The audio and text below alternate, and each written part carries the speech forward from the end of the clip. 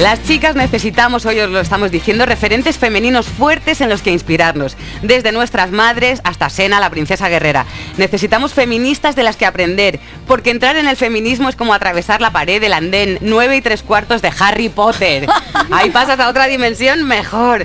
En este programa os presentamos a mujeres que son faros para nosotras, que se han enfrentado al rechazo 1000 veces para que todas estemos mejor, y por eso les estamos eternamente agradecidas. Son las asesoras feministas, las femis. Hoy estoy muy nerviosa, María.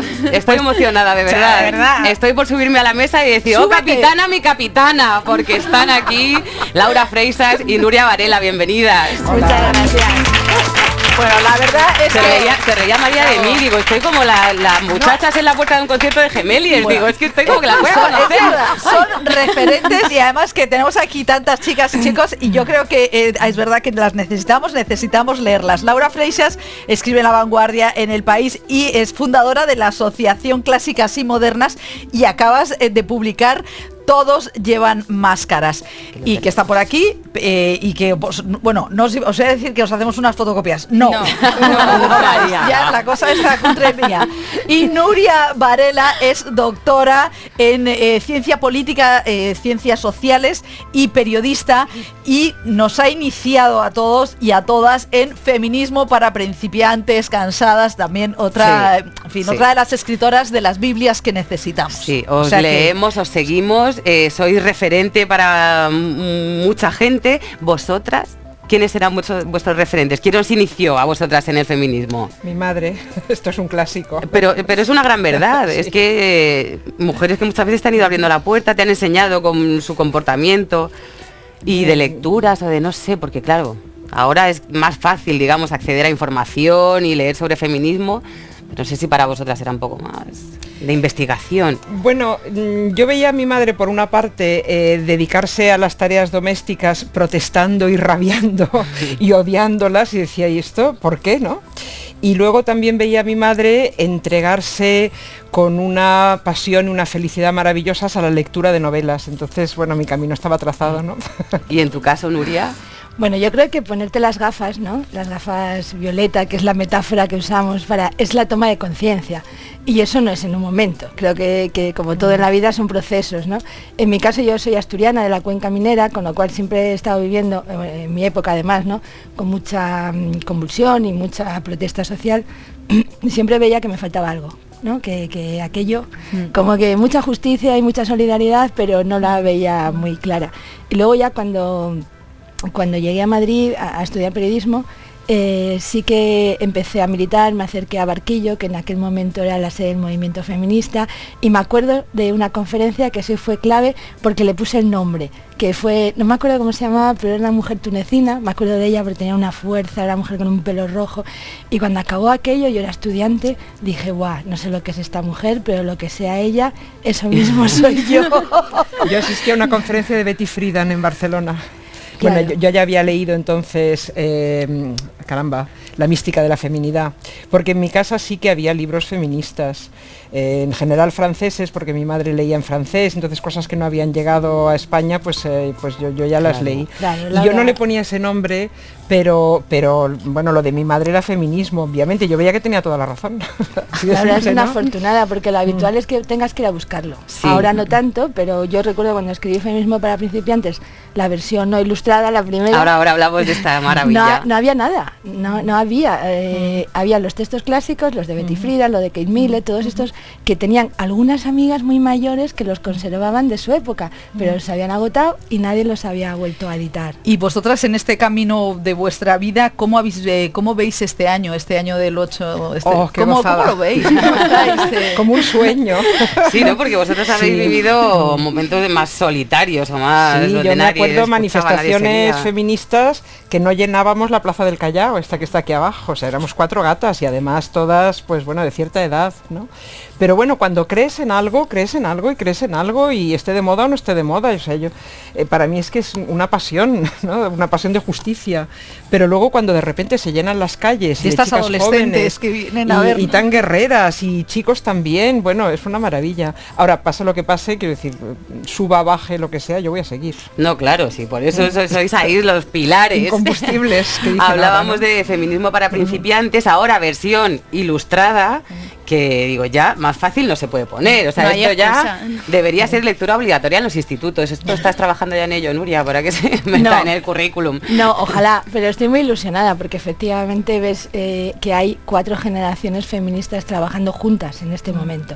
Yo ahora que he estado mucho en la feria, ¿no? en la feria del libro de Madrid, veía cómo venían a comprarlo mujeres, crías muy jóvenes, crías de 12, de 13, de 14, y eso genera muchísima ilusión. O sea que los institutos ya sé yo que no lo van a tener, porque si hay un área resistente al feminismo es el aula, donde es el lugar donde yo creo que es el único lugar donde todavía no hemos entrado.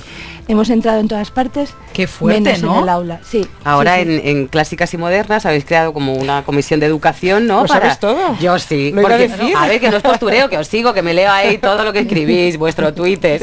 Que quiere un selfie cuando acabe de ¿Verdad? Que sí, y un autógrafo. Porque este año en selectividad decías que había solo un 5% de mujeres en todo el contenido que entra en selectividad. Sí, las cifras son 5, 7%. Hace muchos años que esto se está estudiando y yo creo que ahora ya es el momento de exigir cambios en los programas, en las lecturas obligatorias, en los libros de texto, porque eso, como decía Nuria, es la base. O sea, si aprendemos una visión del mundo en la cual simplemente las mujeres no existen, no importan, no han hecho nada, ¿qué seguridad vamos a tener en nosotras mismas? ¿Qué referentes vamos a tener? Me cabreé con un libro de mi niña, está en tercero de primaria, y pone los días científicos más importantes de la historia. Y no estaba Marie Curie, que dice, vamos a ver, pero si ya no es porque yo quiera la cuota, es que esta señora fue la primera que tuvo 2 premios Nobel, ¿por qué no está en los 10 científicos? Y ya, lo que pasa es que las profesoras ya están como, venga, ahora todos tenéis que, en este caso por lo menos, decía, buscar científicas. No nos engañemos, es que para mí creo que es nuestro mayor fallo como sociedad. No haber entrado en el aula. ¿Pero y por qué? No haber conseguido. ¿Cuál es la resistencia? Hombre, pues porque esa es la clave de todo, lo acaba de decir. Esa es la clave. O sea, ¿por qué crees que la Iglesia no deja el aula? ¿Por qué crees que tenemos tantos problemas? Esa es la clave. Si tú educas en igualdad, vives en igualdad. Si no, tenemos todos estos problemas. Tenemos disparado el número de violencia de género entre menores de edad. Tenemos más de 1.600 niñas entre 14 y 17 años protegidas ahora mismo por el biogen, y en los últimos 10 años se ha multiplicado por 3 el número de chavales, de menores de edad detenidos por violencia de género. Ningún niño nace violador ni maltratador, por Dios. O sea, yo tengo un hijo, o sea, los niños son niños. Entonces, ¿qué demonios estamos haciendo como sociedad para que esté ocurriendo eso? Entonces, yo creo que es nuestro mayor fallo no haber consensuado un mínimo de valores de igualdad en el currículum, en los libros, en todo, donde estemos educando en igualdad, donde estemos educando en el respeto. O sea, que hay que poner objetivos claros al feminismo, y aparte de ¿qué otros objetivos hay? La cultura. Yo creo que ese es el ámbito que el feminismo ha descuidado porque simplemente había cosas mucho más urgentes y hay cosas que son más urgentes, más inmediatas, pero a la larga la cuestión de fondo es que si nuestro imaginario, los valores que nos transmiten las historias, la publicidad, el cine, etcétera, son de, por ejemplo, ridiculizar o mostrar como odiosas a las mujeres con poder y con autoridad, mostrar a las mujeres únicamente como sexys, o como histéricas, definirlas en relación con los hombres, en cambio definir a los hombres como poderosos, invulnerables, atractivos, protagonistas por derecho propio de todas las historias, etcétera. Esto nos va conformando y es muy difícil ir a contracorriente de esto, sobre todo porque ni siquiera somos conscientes. Sí, o al final es como a lo mejor te presentan una mujer interesante, independiente, pero que al final siempre quiere casarse, formar una familia, o acaba mal, sí, porque es verdad que por ejemplo en las series negras de las noir, muchas policías y tal son mujeres solitarias y perturbadas, o sea, profesionalmente desarrolladas, pero siempre muy perturbadas. Hay un test de estos que miden, bueno, cuánto de machista es una película, no me acuerdo el nombre del test. Bechdel. No, es otro que tiene en cuenta que la protagonista no acabe muerta, ni embarazada, ni siendo un problema para el personaje masculino. Mira, el otro día conocí a una mujer que es presidenta de una asociación de mujeres en videojuegos o algo así, decía, las chicas que aparecen en los videojuegos se definen por las 4 S, a ver si me acuerdo, secundarias, sumisas, sexualizadas y salvadas, ¿no? Superdotadas no había. Oye, podríamos contestar con otras, pues ahora queremos estas 4 S, ¿no? Claro. Superdotadas. Sí, Sí. yo. Es la violencia simbólica, y no solo por lo que dice Laura de que quizá el feminismo lo ha abandonado, sino también porque es un área también muy difícil, porque ahí están todos nuestros supuestos progres, ¿no? Claro, ahí Sí, choca- no, es que claro, la izquierda ha hecho El señor muchísimo progre daño, tiene el mucho señor peligro, progre. claro, ahí chocamos contra todos esos grandes, ¿no? Todo el Que canon. se han atrincherado ahí. Eso es, han Claro, es un momento atrincherado interesante porque ahora hay que y son ceder. beligerantes. Sí, no, sí. no hay que A ceder, mí- hay que reconocer No, claro, que lo que están territorio y haciendo. territorio es dame, bueno, lo del ministerio está bien porque este gabinete está bien de ministerios, Sí. pero Sí. En el libro que deberíais escribir juntas, que es Laura y Nuria contra los señoros, que tenéis mucho frente abierto. Mi capítulo favorito sería, que ahora voy a hacer una frase que sé que es kriptonita para vosotras. El criterio de calidad. Las buenas de verdad sí que alcanzan el éxito. Sí. Que yo tengo ganas de sacar la pancarta esa de no me puedo creer que sigamos peleando Sí, con esta sí. basura. Sí. Pues ya lo decía doña Emilia Pardo Bazán, que se le dé el mérito lo que es del mérito y no del sexo, porque hasta ahora entraban por ser hombres, no por ser buenos. Claro, hombre, y es ellos una inventaron obviedad. las cuotas, ¿no? Claro, La cuota del 100%. ellos inventaron la Sí, cuota. claro. Esa funciona. Claro. Ay, bueno, voy a recordar Bueno, ahora- cuando hablan de calidad, yo siempre pregunto, ¿calidad a juicio de quién? Porque Claro. la calidad artística no es una ecuación matemática, esto no son ciencias exactas, por lo tanto, tenemos que ver quién juzga la calidad y de acuerdo con qué criterios, y eso es totalmente discutible, ¿no? Bueno, y sigue siendo muy masculino, ¿no? Quien toma esas Totalmente. decisiones. Y la credibilidad, Quien ¿no? decide quién Claro. es la buena, ¿no? Claro, claro. Vamos a recordar un momento que volvemos un momento a feminismo para principiantes, la versión ilustrada. Está difícil de conseguir, ¿eh, Nuria? No, ya ha salido la cuarta. Vale, vez. vale, porque era como, ay, Dios mío. Felicidades. Es un regalo buenísimo incluso para exministras de igualdad, que se ve que la otra edición se le hacía bola, es Dolors Montserrat, la escuchamos. Me regalaron el de Nuria y por tanto, oye, pues las mujeres se pueden iniciar con el libro de Nuria, ¿no? Principiantes en feminismo, ¿no? Se llama. Ay. Al revés. Sí, al revés. Feminismo para principiantes, exacto. Bueno, ahora tenemos, por fin, tenemos Ministerio de Igualdad, tenemos nueva ministra. Tú cuentas en el libro Cansadas, Nuria, cómo montasteis el Ministerio de Igualdad con el gobierno Zapatero, que eso no sé si habéis visto Borgen, cuando se cogen un edificio vacío, parece un thriller, no había nadie allí, era todo un erial, luchasteis muchísimo Sí. y con un resultado que encima quedó muy desprestigiado, ¿no? Yo lo que quiero es que nos contéis, que se quede claro hoy, por favor, ¿Cómo se ¿por qué es creó? tan importante? No, y por qué es tan importante que exista un Ministerio de Igualdad con competencias exclusivas en igualdad. Mira, la idea del Ministerio de Igualdad sale de la conferencia de Beijing. En Beijing, que ya hace ya más de 20 años, se decide que necesitamos instituciones al más alto nivel, necesitamos organismos al más alto nivel, con lo cual lo lógico era un ministerio. Por eso se crea, no se lo inventó Zapatero, ¿no? Se crea porque es una recomendación de la conferencia. ¿Y por qué es importante? Mira, yo creo que ahora lo podemos ver muy bien, ahora que ha pasado 10 años, ¿no? Quizá en el momento no teníamos la perspectiva, pero ahora sí. Yo en Cansada sostengo que ese cansancio es un patrimonio político. Y yo creo que es lo que estamos viviendo este año, ¿no? Ese cansancio en las calles. Hartazgo. Sí, el cansancio en ese sentido, ¿no? De agotamiento físico y de hartazgo. Y luego vemos que no empezamos de cero. O sea, no encontramos las resistencias a lo que está pasando en este gobierno ahora, todo lo contrario. Hay buena parte de la sociedad que lo estaba pidiendo, que lo estaba solicitando. Entonces, yo creo que tenemos esa experiencia y ese patrimonio político de esa primera etapa que fue desagradable, pero para nosotras, Ya, que sí. lo tuvimos que vivir, ¿no? Pero yo pongo de ejemplo el tren de la libertad.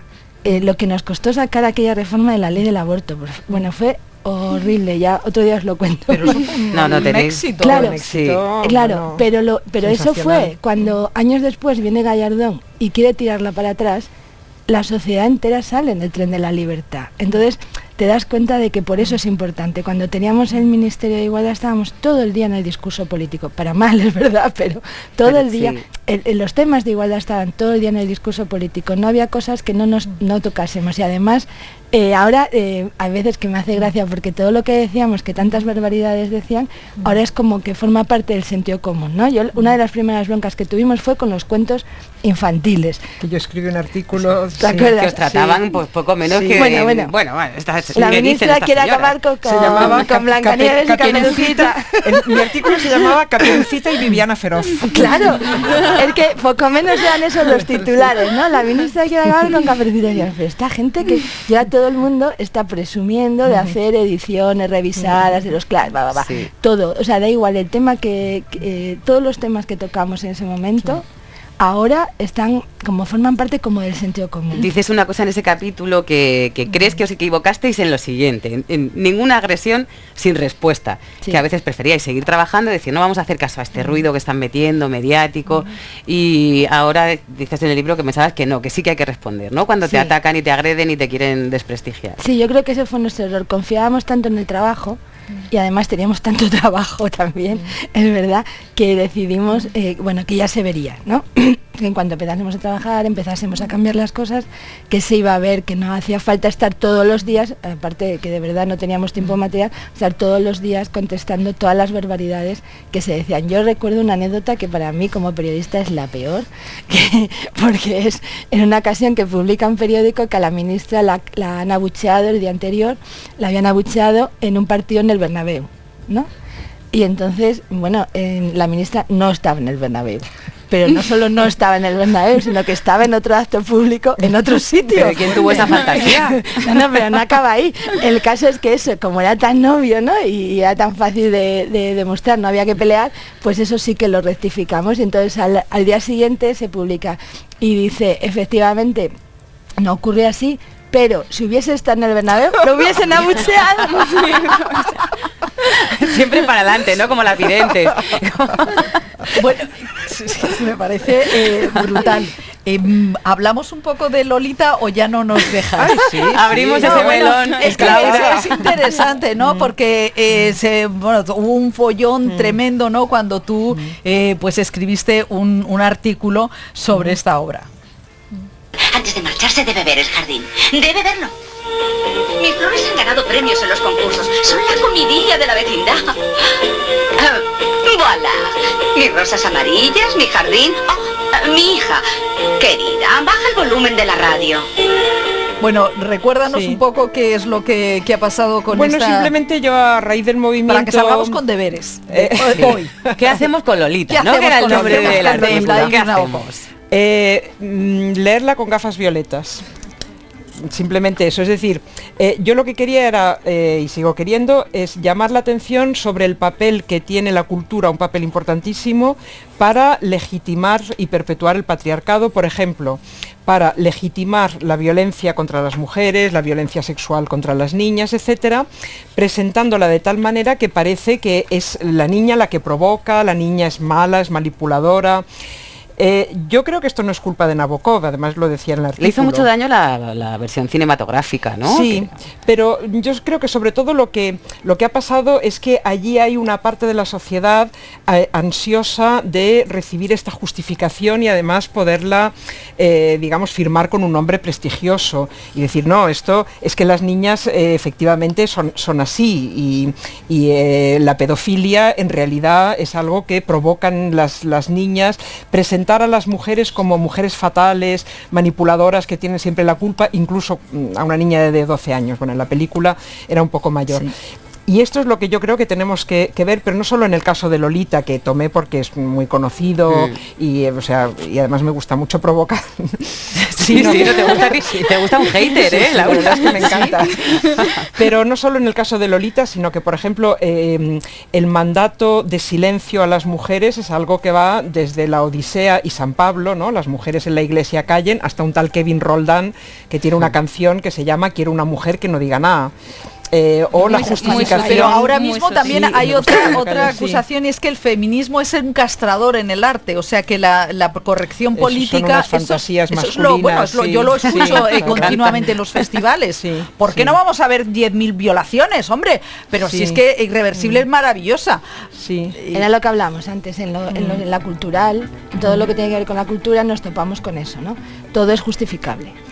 La cultura todo lo justifica, porque cuando le pones el rótulo de cultura... Ya es intocable. Y eso es lo que defienden. No defienden la libertad, defienden el privilegio de no ser criticados desde este punto de vista. Y hay una frase que a mí me gusta mucho, que siempre cito, de la socióloga María Antonia García de León, que dice que lo que pasa con la igualdad es que por una parte las instituciones, las leyes proclaman la igualdad y van en el sentido de la igualdad y supuestamente es un valor admitido por todos y tal, y luego la cultura va deshaciendo por la noche lo que debía hacer las instituciones mediante todos estos mensajes publicitarios, películas, etcétera, y ella le llama el efecto Penélope. O sea, nos estamos esforzando en trabajar por la igualdad porque nadie la pone en duda, o sea, en teoría todo el mundo está de acuerdo, pero luego aceptamos y fomentamos y aplaudimos una cultura que nos presenta, pues, por ejemplo, que justifica la violencia contra las mujeres. Yo esto lo tengo analizado rápidamente, la violencia contra las mujeres. Pongo esta cara de decir, es que es muy triste lo que estás diciendo, Laura, de hay que trabajar, pero por es muy detrás interesante. Cuando te pones las gafas violetas descubres otro mundo y es interesantísimo. Por ejemplo, yo tengo clasificado este mensaje de justificar la violencia contra las mujeres en 3 submensajes. Uno es: violencia contra las mujeres es erotismo, es sexy, es glamour, ¿no? Aquel desfile de modas de David Delfín, de una mujer con la soga al cuello, encapuchada. Los anuncios como uno de Dolce Gabbana, que es como una violación pero así como muy estilizada, tal. Este es uno. El otro es violencia es amor. Por ejemplo, cuando se dice que Lolita es una gran historia de amor. Bueno, es una historia de secuestro, maltrato físico, violación y destrozarle la vida a una niña, y se dice es una gran historia de amor. Y la tercera, que creo que se está disparando últimamente, es violencia contra las mujeres. Es una cosa muy cómica, es muy divertida, ahí nos lo tomáis así, ¿no? La violación en Kika, por ejemplo. Totalmente. Claro. O este presentador de televisión que andaba persiguiendo a la presentadora con unas tijeras cortándole el vestido, o todas estas formas de... hace poco. Exacto, pues eso. Pues nos ponemos a destejer. Nos ponemos a destejer. Hay una frase muy bonita de Celia Amorós que dice que el feminismo mejora todas las sociedades en las que prospera, así que estamos seguras de que eso va a pasar.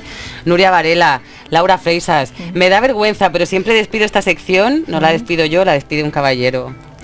No puede ser. Buenas noches, señor. Buenas noches, señor.